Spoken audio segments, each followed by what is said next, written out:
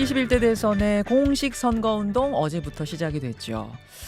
각 후보들은 어제 정책 공약을 선보였습니다. 사실 하루하루 유세 현장의 장면과 말들은 전해지고 후보 인터뷰도 이어지지만 공약만을 집중적으로 듣기는 쉽지가 않죠. 그래서 저희 뉴스쇼에서는 앞으로 남은 기간 동안 후보 인터뷰와는 별개로 각 후보의 정책 공약만 모아서 듣는 시간을 준비했습니다. 오늘은 민주당 이재명 후보의 정책 공약을 들여다보려는데요. 민주당 선대위의 정책본부장 맡고 계시죠? 진성준 민주당 정책위 의장 연결이 돼 있습니다. 진 본부장님 나와 계십니까? 네, 안녕하셨습니까? 예, 선거운동 첫날인 어제 10대 정책 공약을 발표하셨어요. 예. 전체를 관통하는 키워드랄까요? 어떤 기조는 뭐라고 생각하십니까? 네, 제목으로 말씀드렸는데 회복, 성장, 행복으로 국민 통합 이것을 주요 정책 공약의 핵심 비전이라고나 할까 키워드로 제시했습니다. 회복, 성장, 행복. 행복. 다 좋은 말이네요. 회복, 성장, 행복. 제가 조금 길더라도 10개 공약의 키워드를 한번 좀 읊어볼게요, 본부장님. 네. 경제 강국, 민주주의 강국, 외교 안보 강국, 노동 존중, 생활 안정, 기후위기 극복. 사실 여기까지는 바로 이해가 가는 키워드들인데 6번 네. 항목이 조금 낯설어요. 뭐냐면 세종행정수도와 5극 3특 추진. 예. 5극 3특 추진이 뭔가요? 예, 민주당의 지역 균형 발전 전략인데요. 예. 전국을 5개 권역과 3개의 특별도시로 나누어서 균형 개발을 해나가겠다라고 하는 것입니다. 예. 그래서 5극이라고 하면 예. 수도권, 또 호남권, 영남권, 또 충청권 이렇게 얘기를 하는 거고요. 네. 3특은 전라북도, 강원도, 또 제주도 이렇게 특별자치도를 얘기하는 것입니다. 그래서 지금은 지방이 큰 위기를 겪고 있기 때문에 큰 권역을 메가시티 개념으로 확장해서 발전 전략을 수립하고 개발 계획을 추진해 나갈 필요가 있다라고 저희들은 봤던 거고 그것을 5극 3특으로 압축해서 표현한 것입니다. 언뜻 들으면 합하면 8도 아니야? 지금하고 똑같은 거 아니야? 이렇게 생각할 수 있지만 그게 아니라 5극은 메가시티 5개. 네. 그리고 3특은 이제 특별자치도로 제주, 강원, 전북을 좀 작은 규모지만 더 특별하게 한다. 이런 의미로 받아들이면 되나요? 그렇습니다. 예, 알겠습니다. 다시 이제 10개 공약 중에 첫 번째 공약부터 짚어보겠습니다. 네. 세계를 선도하는 경제 강국을 만든다. 경제 공약을 제일 앞에 배치하셨어요. 네. 사실 후보들이 첫 공약에 뭘 배치하는가가 뭘 가장 미는가를 나타내는 거기 때문에 거기를 유심히 보기 마련인데 다른 게 아니라 경제를 배치하셨네요. 네. 실제로 우리 경제 상황이 매우 심각합니다. 올해 우리 경제 성장률이 0%대에 그칠 것이다라고 하는 비관적 전망이 국내외에서 제기되고 있고 또 우리 경제의 잠재 성장률은 그동안에 2% 정도로 보았는데 이게 1%대로 떨어질 것이다라고 하는 진단마저 제기되고 있어요. 이렇게 우리 경제가 더 이상 성장하지 못한다면 그로 인한 민생의 어려움은 굉장히 커지는 거거든요. 실제로 민생의 현실은 공황 상태라고 해도 과언이 아닐 정도로 심각하고 이재명 후보가 공식 후보로 등록하기 전에 진행한 전국적인 경청 투어에서도 저마다 우리 국민의 직접적인 하소연은 그런 경제와 민생의 어려움이었습니다. 그러니 경제 성장률을 끌어올리는데 우선 집중해야 되겠다라고 하는 인식과 의지를 공약 순서에서 그렇게 반영한 것입니다. 그렇군요. 다른 후보들도 어제 정책 공약을 냈는데 쭉 보니까 김문수 후보도 1호 공약이 경제예요. 기업하기 좋은 나라, 일자리 창출.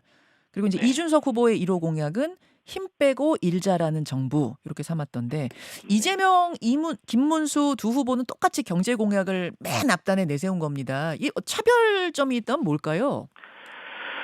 김문수 후보의 공약을 보니까 그 경제, 기업하기 좋은 나라를 만들겠다라고 해서 경제를 앞세운 건 사실이지만 예.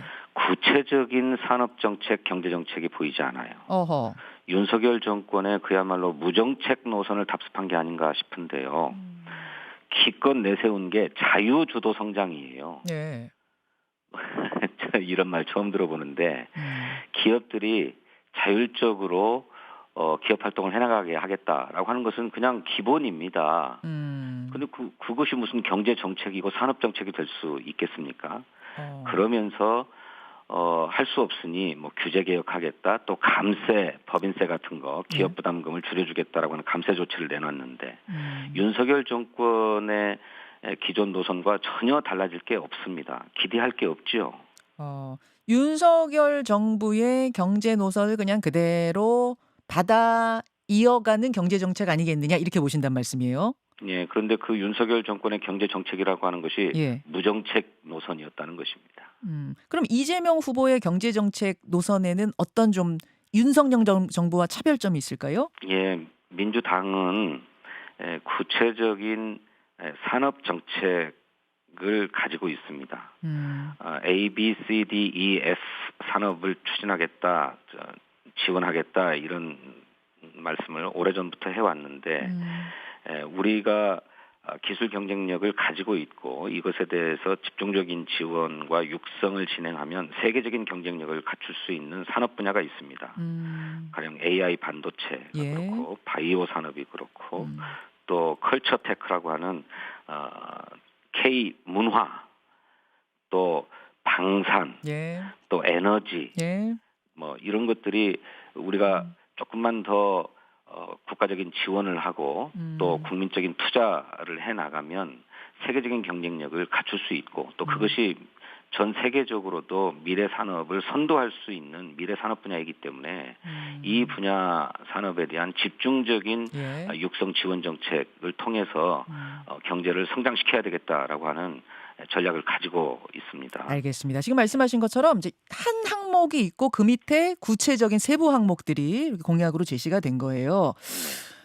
생활 안정으로 아동, 청소년, 어르신 모두 잘 사는 나라를 만들겠다. 요 항목의 세부 항목을 좀 보겠습니다. 세부 항목으로 들어가 봤더니 아동 수당 확대가 있습니다. 네. 그러니까 현재는 자녀가 7세 될 때까지 월 10만 원씩을 받고 있는데 네. 이걸 만 18세까지 월 10만 원으로 올리는 공약. 그러면은 고등학교 졸업 때까지 만 10만 원을 준다는 거네요. 아이 한 명당. 예, 그렇게 해 나가야 되겠다라고 생각하고 있습니다. 고등학교 졸업이면 사실은 상당히 큰 나이인데 그때까지로 삼으신 이유는 뭘까요? 뭐 정확하게 말씀드리면 18세부터는 성인이니까 예. 18세까지 그러니까 만 18세 미만이군요, 만 그럼. 17세 예. 이렇게 얘기할 수 있겠습니다. 예. 여기는 법적으로 미성년이고 아동이라고 볼 수 있고 아직 학업을 진행하고 있는 때이기 때문에 부모들의 교육비도 많이 들어가는 그런 상황입니다. 그래서 아동 수당을 그 연령대까지는 좀 확대해 나가서 부모들의 교육비 부담을 줄여주자라고 네. 하는 계획이고 그것이 결국에는 생활비의 절감으로 나타날 것이다 이렇게 봅니다. 또 하나는 이제 농어촌 기본소득제 도입인데요. 이거는 농어촌 지역에 사는 분들한테 1인당 월 15만 원에서 20만 원을 지급한다. 이렇게 되면은 대략 한 260만 명 정도가 혜택을 보는 거더라고요, 본부장님. 네. 예. 그 정책적인 조합들을 좀 다양하게 할 생각인데요. 예.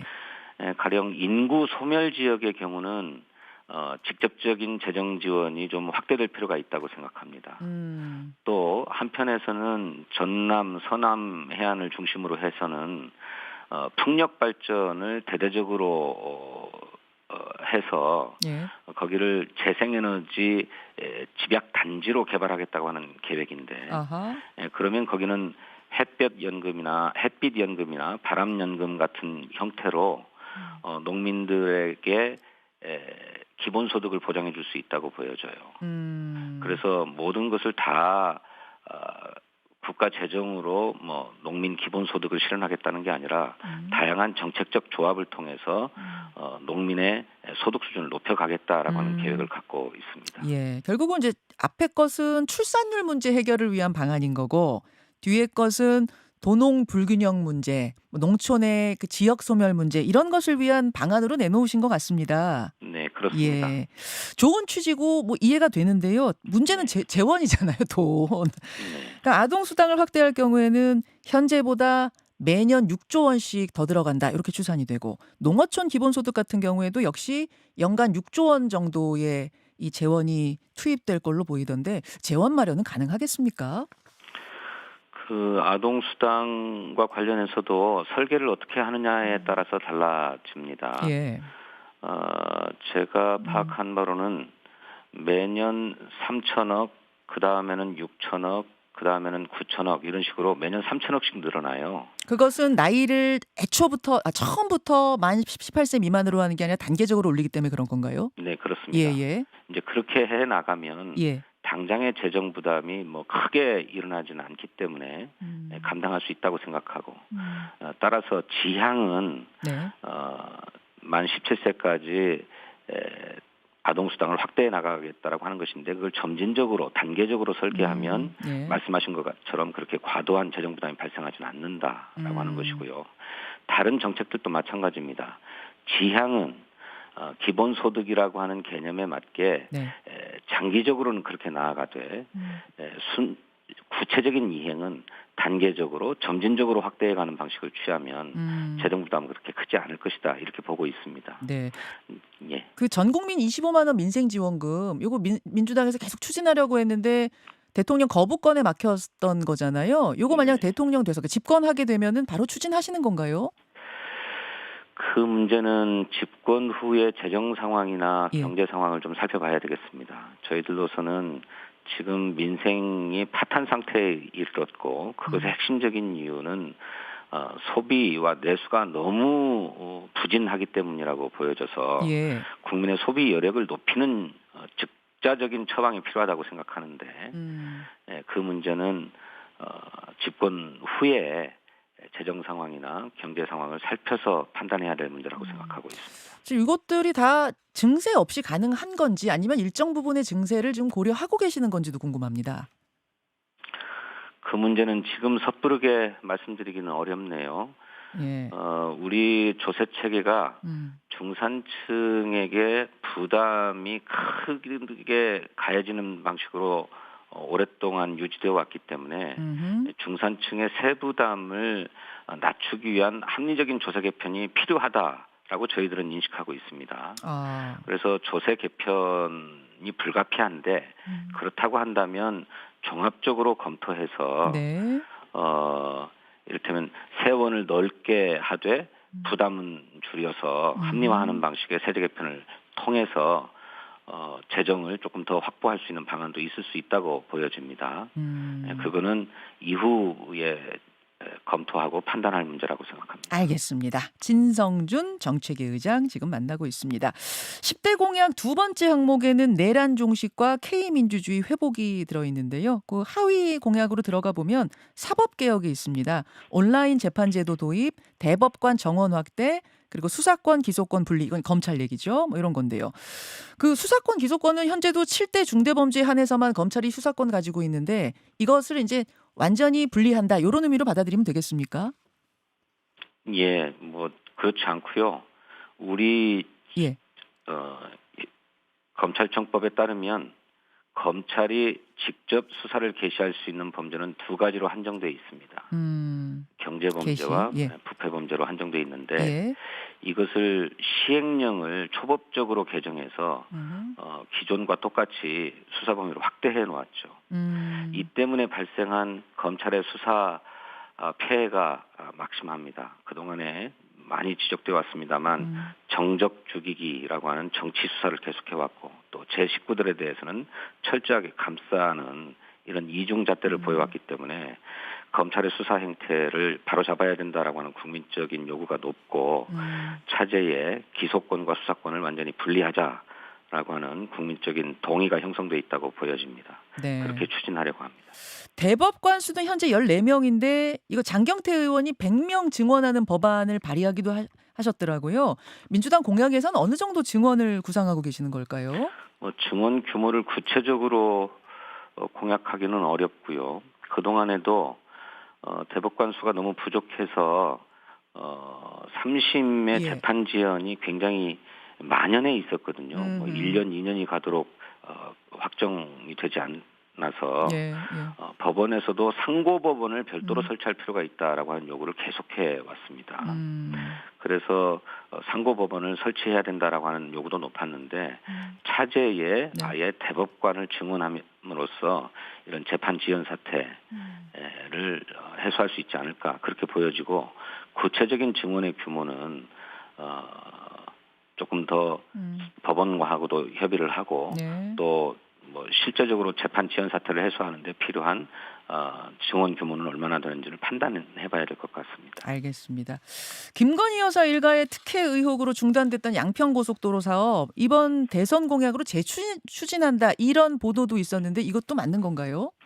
네, 민주당의 공약은 전국적 범위에 해당하는 전국 공약이 있고 예. 또 광역자치단체별로 공약하는 광역 공약이 있고 또 시군구별로 기초자치단체별로 추진하는 정책들 이렇게 세 가지의 범주로 편제되어 있습니다. 양평고속도로 문제는 뭐 광역 공약이든 기초 공약이든 반드시 포함될 것이라고 보여집니다. 원안대로 가는 건가요? 그렇죠. 원안대로. 양서면을 종점으로 하는 예. 기존의 원안대로 예, 추진하는 것이 춘천 고속도로와의 연결 문제나 또 그로 인해서 도로 정체를 해결하는데 훨씬 더 유리하다라고 하는 판단이 있었던 것이거든요. 그것이 갑자기 바뀐 것이니까 알겠습니다. 원안대로 추진해야 된다고 봅니다. 자, 그나저나 공약은 아닌데 말입니다. 진성준 의원님. 어제 그 이재명 후보 선대위 출정식에서 방탄복 입은 차림이 굉장히 화제였고요. 네. 암살 테러 위협이 7건이나 접수됐다. 이 이야기에 놀란 분들도 많습니다. 지금 상황이 어떤 건가요? 예, 당에는 많은 제보들이 들어오고 있는 것 같고요. 또 이재명 후보의 신변 안전을 걱정하는 지지자들의 목소리도 굉장히 큽니다.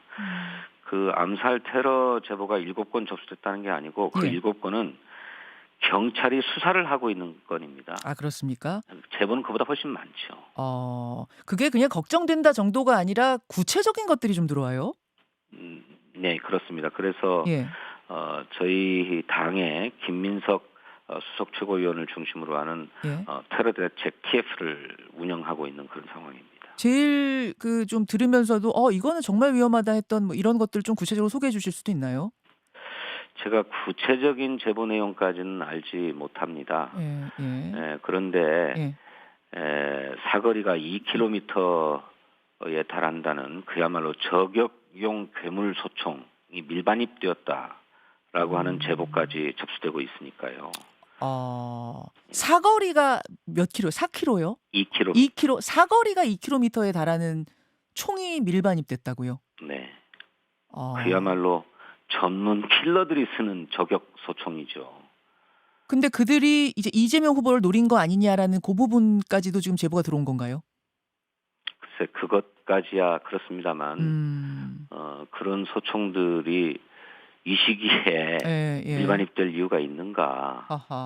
예. 알겠습니다. 그런 부분에 대해서도 당연히 바싹 긴장할 수밖에 없는 상황. 예, 그렇습니다. 그 김병주 의원은 경호팀 안에 뭐 경호팀 안에 이 첩자가 있다는 이런 제보도 받았다. 또 HID 출신 같은 경우에는 스탠딩 오더라는 게 있어서 암살에 대한 어떤 비상계엄시 발동했던 이 암살에 대한 스탠딩 오더가 여전히 살아있다. 뭐 이런 이야기도 하시더라고요. 그러니까 스탠딩 오더라고 하는 개념이 있나 봐요. 그런가 봐요. 한번 지시를 하면 그것을 직접 취소하지 않는 한 계속 유효한 명령이라는 것이죠. 이 스탠딩 오더를 받은 특수부대 요원들이 있다.